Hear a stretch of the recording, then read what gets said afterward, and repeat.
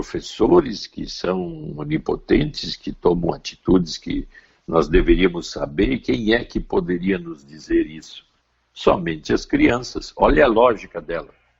É uma lógica pontual que não levanta as hipóteses paranoicas e até agressivas que esse comportamento geraria em determinadas situações. Né? Bom dia, doutor Maia. Guardadas proporções, o que este governo não está fazendo não é igual a Israel lançando bomba? O Bolsonaro não está lançando bombas de medo na população consciente? Como agora a Beatriz falou, ministra quer fazer um canal para denúncia e a associação com a milícia deixa o povo com medo de reação. Fiquem com Deus.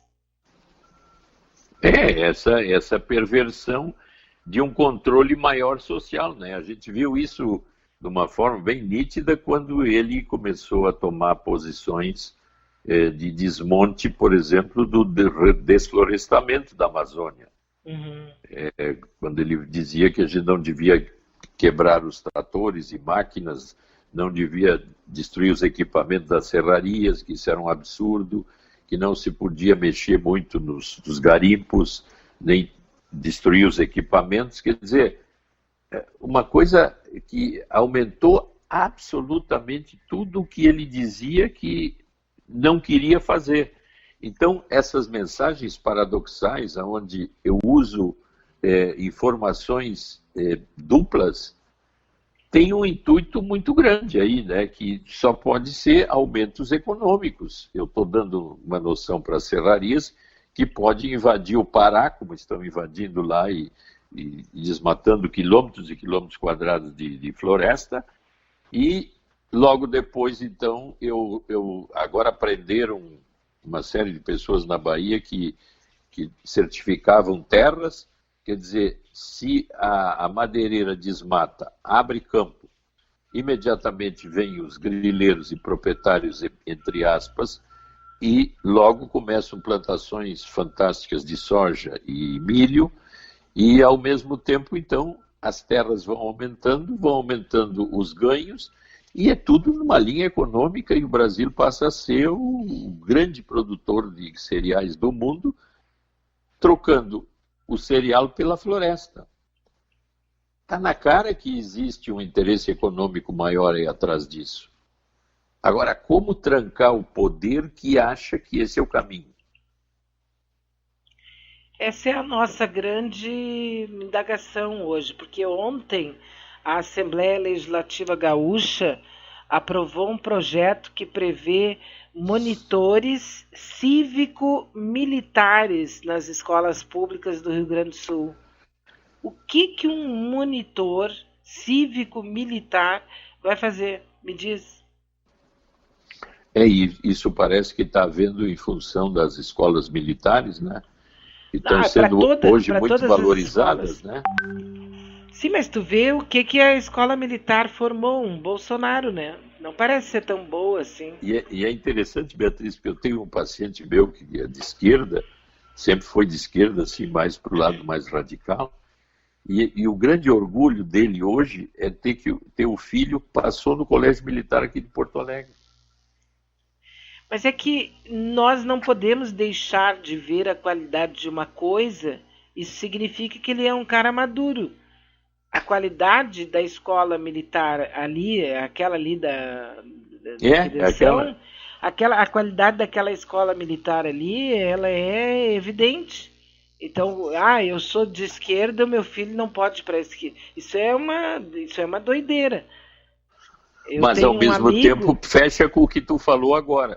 Se é possível ter uma escola militar que usa, então, vamos dizer assim, no início da adolescência, uma ordem mais específica em que o adolescente que tem uma escola pública ou uma escola particular e que vai se identificar de forma errada com uma série de situações, quem sabe se a rigidez militar mantém o meu filho dentro de parâmetros ético-morais que eu respeito. E daí, então, quem sabe a gente pega militares para levar para as outras escolas. Tu vê que a lógica faz sentido. E aí começa um movimento que eu fico pensando, mas vem cá, mas será que não está havendo um exagero? Não, e talvez não seja, porque particularmente eu acho que a gente não pode construir um edifício começando pela cobertura, né? A gente tem que Isso, fazer as bases do edifício primeiro. Então você vê, se alguém entrar na escola militar agora, aonde a clientela não é de periferia, e menos ainda pobre, e depois entrar numa escola pública ali do bairro, ela vai ver as diferenças são abissais, são brutais. O professor da exatamente. escola militar, muito provavelmente, ele não está vivendo uma situação de miséria. O professor daquela escolinha lá do Partenon, da Restinga, ele está sem receber desde outubro.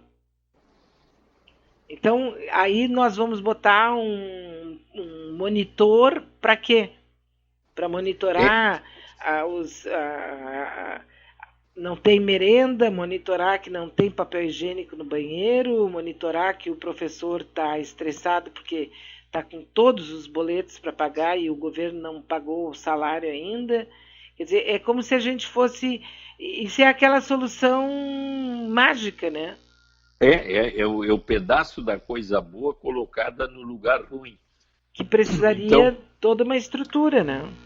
eu ao fazer isso, eu estou dizendo que tudo vai ficar muito melhor, porque esse que vem do lado militar vai deixar este colégio do jeito que é um colégio militar.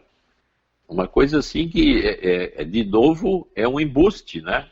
Sim, é uma solução mágica. Mas, ao mesmo tempo, então, Não tem lógica, né, doutor Maia? Tem lógica. mas tem lógica, essa lógica mágica que tu está vendo. Mágica. Quer dizer, Se eu tenho, olha aqui, Beatriz, se tu usar esse amuleto aqui no teu pescoço, tu vai ganhar a Mega Sena. Ah, é? Mas por que com esse? Não, esse amuleto aqui é uma coisa muito importante. Sabe que no núcleo dele tem um pedacinho da cruz. Então, o é. pensamento mágico nos leva a realizações fantásticas de convencimento que na realidade não acontece aquilo que é prometido. Mas te engambela. Nós ficamos assim sempre presos nessa ideia do mágico, né? Vai ser. Basta fazer isso que vai resolver. Quando o problema é de fundo, não é? É que a maioria de nós Aquilo tem uma que, base mágica muito forte, né? inclusive, foi uma das coisas que acho que foi o Dr. Coronel que falou também. Quer dizer, é aquela coisa do coaching, né? Em 2, 3 reuniões eu vou resolver e vou trocar a tua personalidade.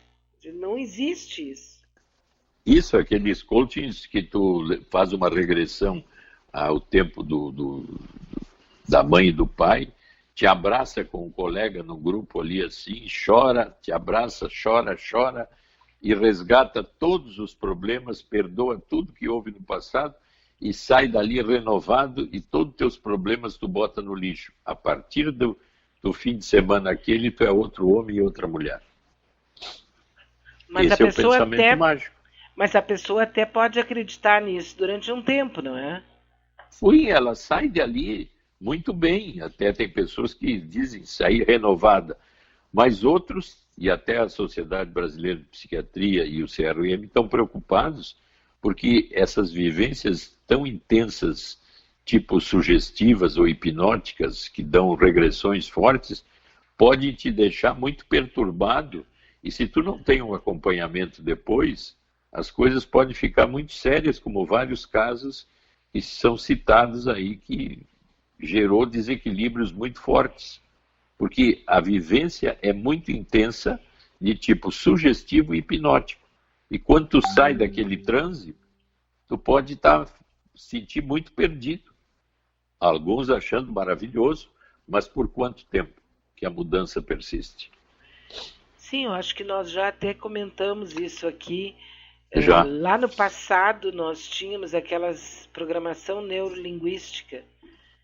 E eu assisti pessoas que foram nessas entrevistas, nesses momentos, e na segunda-feira pediram demissão do emprego, se separaram do marido, porque eu vou mudar a minha vida. E fizeram um estrago que depois não tinha como voltar atrás. Sim, são vivências tão intensas que eu fico sugestionado, até hipnotizado a fazer coisas que são sugestões daquele momento. Porque são vivências assim, aliás, é parecido esses momentos com as chamadas paixões, onde eu me encanto com a pessoa, me caso, isso era comum em Las Vegas, né? Eu conhecia uma pessoa lá em Las Vegas e ia direto para um casamento e já saía casado, né? No mesmo dia. Uhum. E depois eu me dava conta, depois de algum tempo, do que eu fiz e o absurdo que eu fiz, baseado naquela vivência intensa do momento. Sim, mas geralmente acompanhado da grande parceira vodka, né? Ah, bom, isso não tem dúvida nenhuma, né? Esses A dias bebida sempre foi um grande amigo. Isso, porque 1 litro de bebida tem no final, no fundo da garrafa, tem um prêmio fantástico, que é o Tem. esquecimento. A pessoa toma todas, faz todas e depois no outro dia, o que eu fiz? Não lembra de nada. Eu gosto de ver aquela posição, né? Por que tu bebe, Beatriz? Pra Eu bebo para esquecer. esquecer. Mas o que tu quer esquecer? Tu sabe que eu nem me lembro.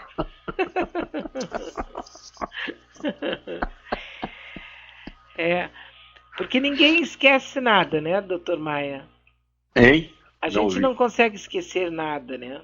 Não, a gente volta depois de sair desses transes de coaching e hipnóticos, que no passado, tu te lembra que no passado os hipnólogos iam para os palcos dos cinemas, né?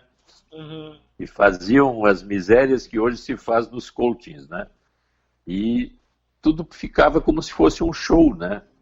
Hoje eles prometem mudanças essenciais de vida, né? Pensamento mágico.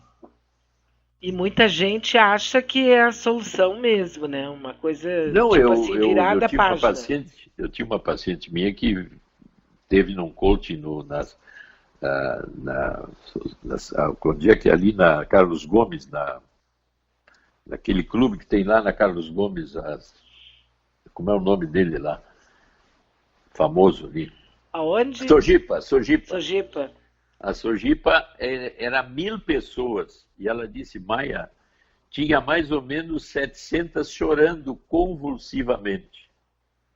Homens de todas as idades, mulheres de todas as idades, e eu ali, o que eu estou fazendo aqui?